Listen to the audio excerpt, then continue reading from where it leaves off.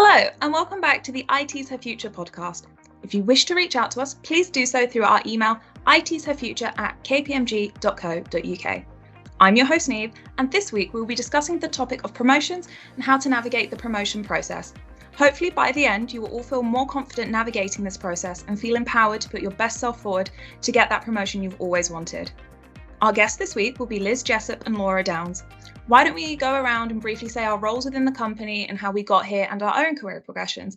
So I'll start. As you all know from the first episode, I joined KPMG straight from university, so this is my first full-time job. So I'm really looking forward to this chat as I don't know a lot about the promotion process. So Laura, would you like to go first? Hi, I'm Laura Downs. I am a Dynamics 365 functional consultant. I've been with KPMG for about a year now, and prior to that I was at another partner, and then prior to that I was a recruiter in the Microsoft space. So got a bit of knowledge in this area. Over to you, Liz. Hi, thanks, Laura. My name is Liz Jessup, and I'm development lead of IT's Her Future. So I run the program that this wonderful podcast sits behind.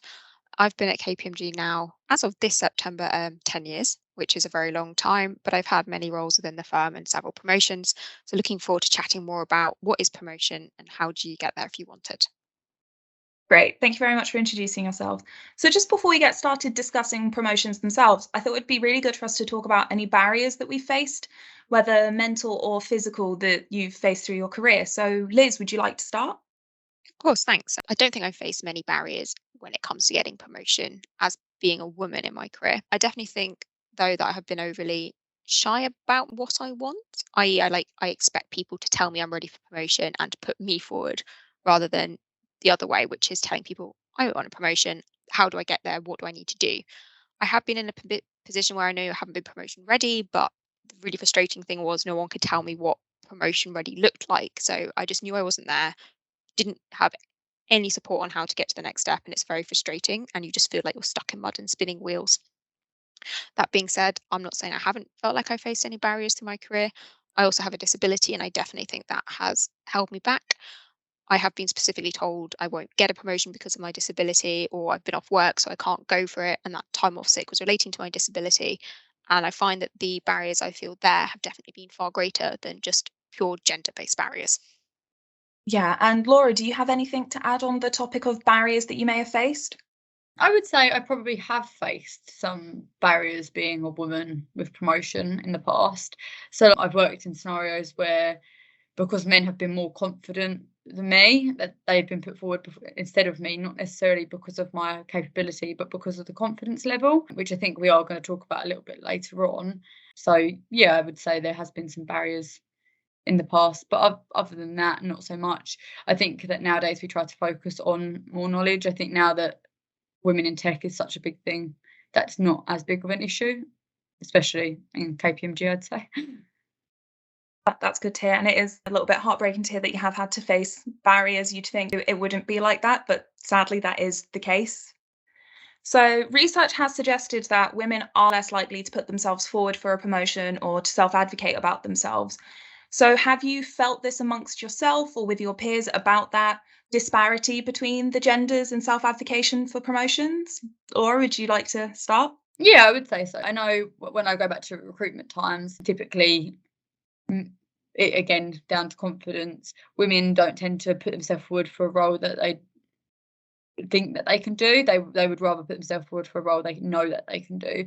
Whereas typically I'd say men will apply for 100 roles and and regardless of necessarily whether they're qualified for that, more so, oh well, I'll get by regardless, it's fine.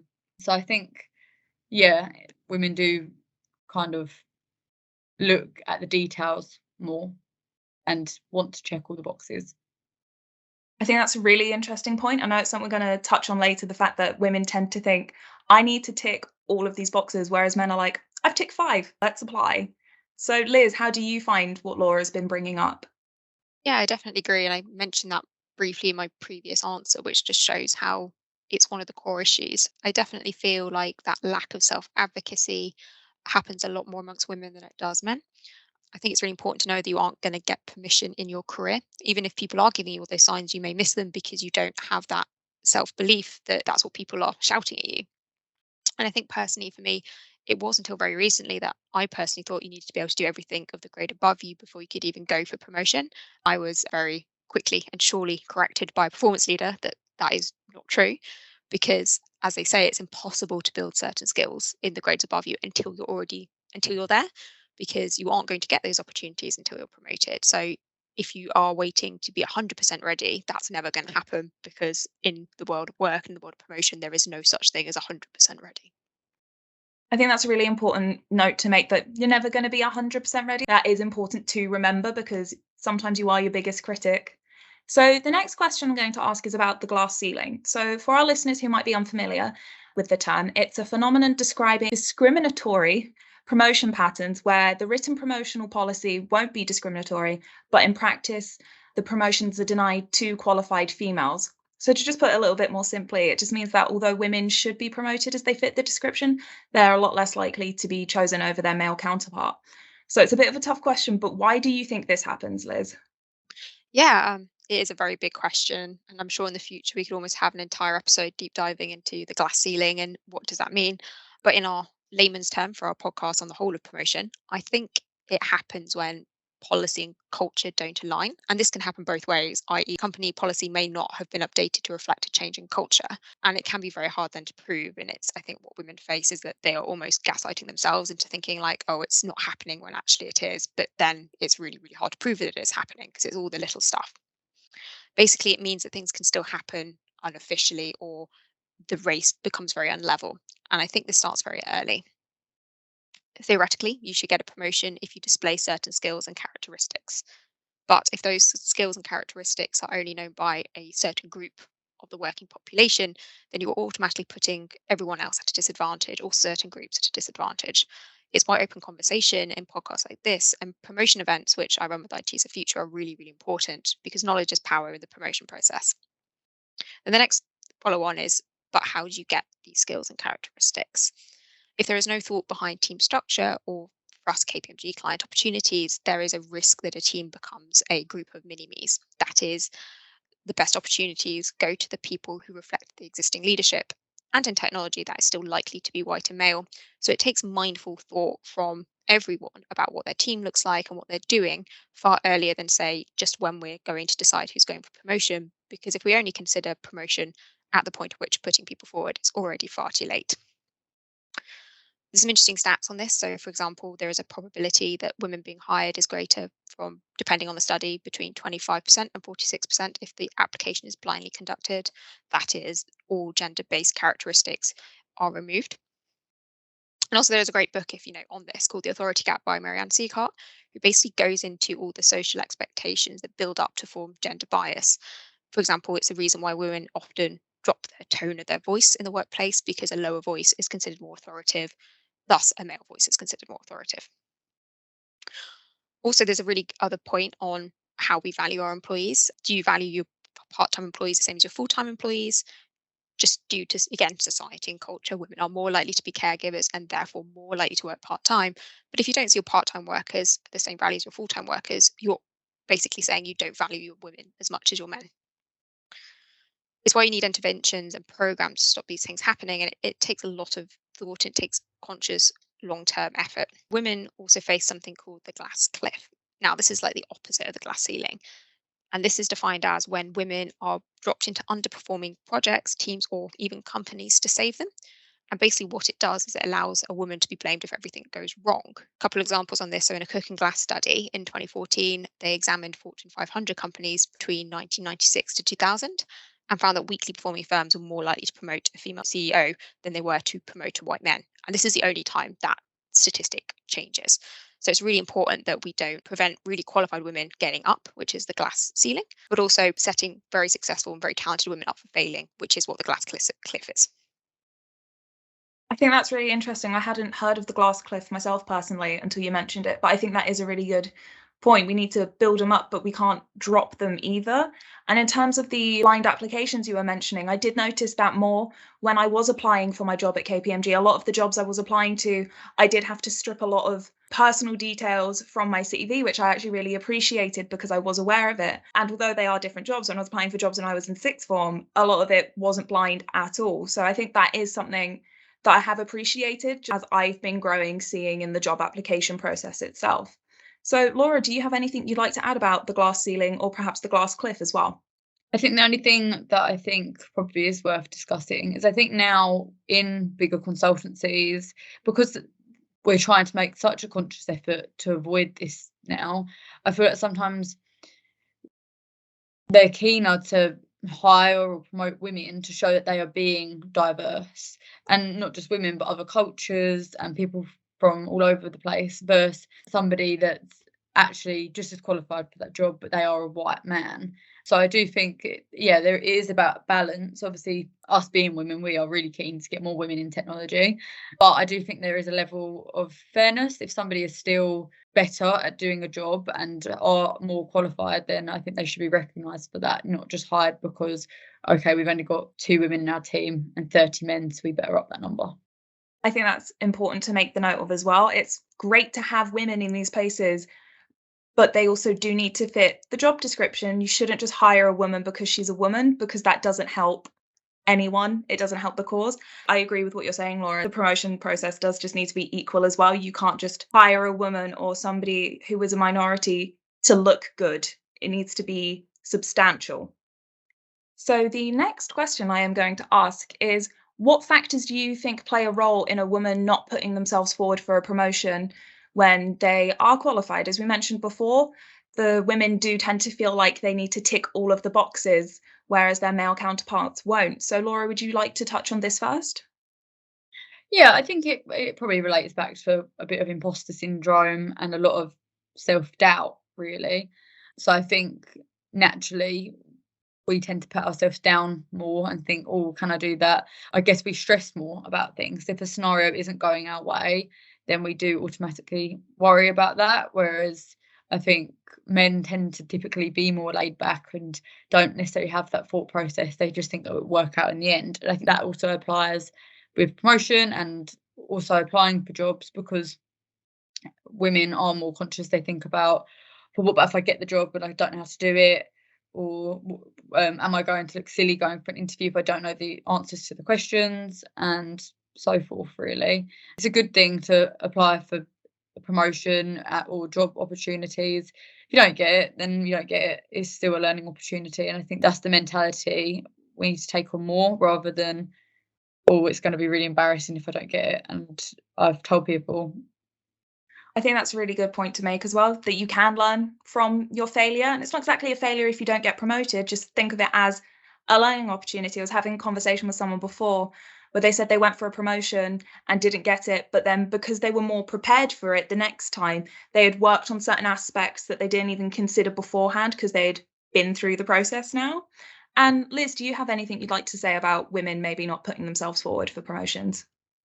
Yeah, I think a lot of it sometimes comes down to a lack of relatable role models. So basically, if the grades and the positions above you are predominantly men and you don't see people that look like you, it makes it harder to have that first step of like, oh, I could see myself in that role. It's the stereotypical, right? That whole you can't be what you can't see, but it really, really matters.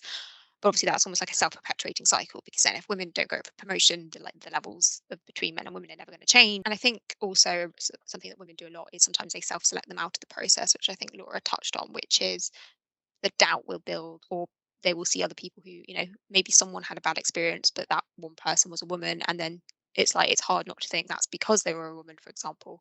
And they just think, actually, it's just not worth going for the promotion process.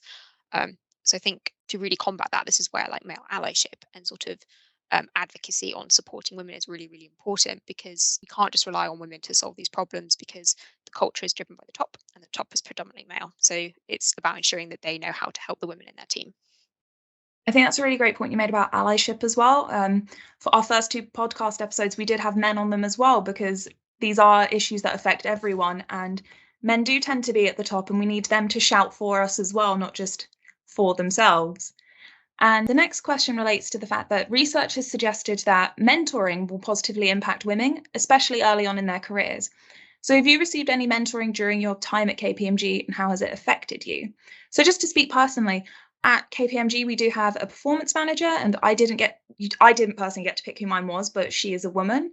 And then through Women in Tech, there was a mentorship scheme as well. And I did purposely choose a woman to be my mentor through that. And I've greatly enjoyed being in both of these mentorship schemes. I can go to them for different perspectives. As one I do work closely with, and the other one I do not. And I appreciate having someone who can give me more direct advice and somebody who can sort of give me that wider view advice and who is a little bit more impartial. And I've really greatly benefited from being able to have a mentor who I can go to when I don't know who to go to. So, Liz, how do you feel about mentorship, and have you ever received mentoring during your time at KPMG? Oh, it's almost like me if I run an award-winning mentoring program. Yeah, I think mentoring is a really important tool for anyone essentially, and it was the first thing that ITs for Future set up was the mentoring program because of how important it is in women's careers and how it can drive so many changes, not just sort of promotion, but it's also a fantastic attraction and retention tool. So I think having a mentor, what it does is what we've been saying on and on this podcast, that women are less likely to go for promotion. They'll be self-critical. They'll need like 100% of the criteria ticked off. What a mentor does is gives you another voice. So essentially, if your performance manager, for example, or your line manager is telling you you're ready for promotion, you may not believe that actually, like, oh, they're just being nice, or it's one person. You will basically find an excuse why you won't believe them. But if you've also got a mentor who, at least the program I run, the mentees pick their mentors, so they develop these really close, natural relationships. We're hoping essentially that that extra voice will mean that they finally believe that they're like ready for promotion, or that they absolutely stand a chance and will actually go for it. And I think mentoring is really important for anyone to do. And actually, I'm always going to encourage men to become mentors to women because it is really easy when you're saying, oh, I want to be a mentor, to, again, back to that mini me point, pick someone like you to sponsor through. Um, so, again, personally, obviously, I've received mentoring on my program. But again, I think we shouldn't undervalue the importance of unofficial mentors, the people just maybe on our team that we form these close bonds to, that are in a more senior position, and the people that just give you that extra nudge and that extra face time to make you realize what you want and then form, how am I going to achieve these goals. Yeah, great. Thank you. And Laura, do you have any mentoring or receive any mentorship, or perhaps give mentorship yourself? I have a mentor via It's Her Future mentoring scheme, and she is one of the directors in MBS, and she's amazing, I've got to say. I am also trying to go through a promotion process at the moment, and I think having somebody that has been through it herself and is in a higher level is really beneficial. And as well, when I do chat to her and go through things with her, if I do self-doubt myself at all, immediately I get my dad and told her to say, no, you can do this. So don't think like that. And she's really great, and she's always there for any problems that I face, regardless if that's within my project or whether that's to do with how I'm treated elsewhere. It's a very open relationship where we can discuss anything. So yeah, I do find it really beneficial. Something we're quite keen at KPMG is encouraging more junior staff to become mentors, so that it's not reserved for just managers, senior managers, directors, partners, that actually our graduates have a lot of value that they can bring to mentoring. And we have mentoring schemes specifically with schools. And why that's good is it allows people to build these mentoring skills. There is often the expectation in any company that at a certain point you will become a mentor, but you are never taught how to be a mentor. So what we're hoping this will do is give people the skills earlier on in their career, which will make them better in their professional life, but also hopefully build their confidence to, again, achieve whatever they want to achieve. Yeah, I think that's a really beneficial point. Like, thinking back through my career at KPMG and at a job a few years ago, I always did have a female mentor. But in my previous company, I didn't have that, just purely out of it being a small company. And I did really notice the difference in having that person that can help you in your bad days and push you forward and things like that. So I do think it is really beneficial overall. Great. And to lead on from the discussion about mentorship, the next question is about female role models. So having female role models in the industry is another factor. So do you have any female role models that have shaped or encouraged you to go for promotions, or just somebody that perhaps you look up to and has inspired you? Laura, would you like to go? Yeah, so kind of what I was just saying a minute ago. So like when I used to do recruitment back in the past, my boss was female and she was amazing. And I think I wouldn't have lasted in recruitment if it wasn't for her being my boss. Recruitment can be quite cutthroat, and in a typical kind of industry, it is very male dominant. Whereas when I did it back in the day, it was the complete opposite because of the company I chose and because of her.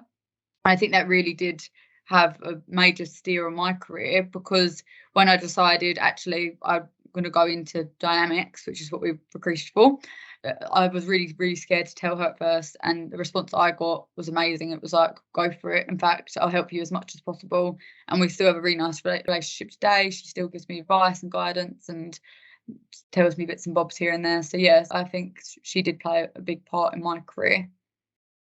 I'm glad to hear that you have had that, and especially that it's continued to grow. You always worry about when you're going to leave your job that then everyone's going to turn against you because you're leaving. But I'm really glad that you got to have that positive experience and hold on to that positive experience. So Liz, how do you feel about female role models, and is there anyone in particular that you look up to? Yeah, I think I've been probably quite lucky that at least since I joined KPMG, which I saw in KPMG Audit, I've always had female leaders that I've been able to see. I do recognise not everyone has that. That will be really team dependent, very company dependent. And I think the one point that I remember is back in the day when I was just joining KPMG, I sat next to a female director in audit in our office, and I remember the day she became partner. Like, I still remember very clearly what her face was, and I think that was the first time it twigged in my brain that I was like, oh, I could get to partner, rather than it just being the whole, I'm just terrified, I'm in a massive company, I'm 18, what do I do? I don't think she even knows that, but I can't underestimate how important that was to build a drive in me. But again, people who are listening to this podcast and you're like, well, that's cool, but I don't have any women in my department, or I have minimal female role models. I think it's really important not to underplay the role male role models and male allies have in this. You know, I've had some fantastic male role models as well, and I know lots of other women who would say the same. The men in their professional career have really supported them. So this is definitely to encourage people to watch out for who the allies are. And also, if you're listening to this and you're a man trying to work out how to support women on your team, be vocal about what you're doing, really advocate for them, and it will make such a change to everyone's lives, both men and women. Thank you for that. So our final question today, and just to wrap up, is going to be a piece of advice for our listeners. How do you know when you're promotion ready? So what advice could you give to our listeners to spot when they are actually promotion ready, or just something to encourage them? As we've discussed, it is a lot easier to put yourself down and you can be your own worst enemy. Just one piece of advice to encapsulate everything we've talked about. So Liz, would you like to go first? Yeah, I think the easiest way to spot your promotion ready is, are you bored? And now I know that that can mean more than just like, oh, I'm promotion ready, but I think if you're feeling bored with your job, or you're feeling like you're no longer being stretched, that is the time to move on, whether that's moving up, moving sideways, or moving out, because that basically means you've stopped growing, and a promotion will allow you to grow. I think that's actually a really great way to put it. I've never considered it before, but it makes a lot of sense. So Laura, would you like to go next? Oh, I don't think I'm going to top that one. No, I think if you're doing the job that is above you, even in one or two elements, not the full job, then I think that is a step in the right direction. And I think you should push yourself to go for promotion if you feel the tiniest bit ready, because worst case scenario, you don't get it, but you get some really valuable feedback and you do go again and you know what to do differently and you know where to work on. So I think you should really push yourself and not doubt yourself as much, because the world's not going to end if you don't get it. I think that's a good way to put it as well. Although in the moment to you, it could feel like the be all and end all, but it's not. And if anything, it's just another stepping stone.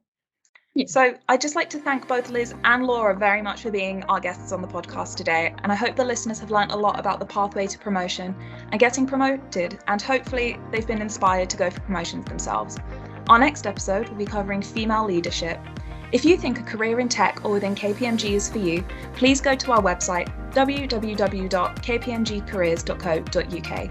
And if you'd like to reach out to IT's Her Future to ask any questions, or if you've had any topics you think we should cover, the email is itsherfuture@kpmg.co.uk. Thank you very much for listening.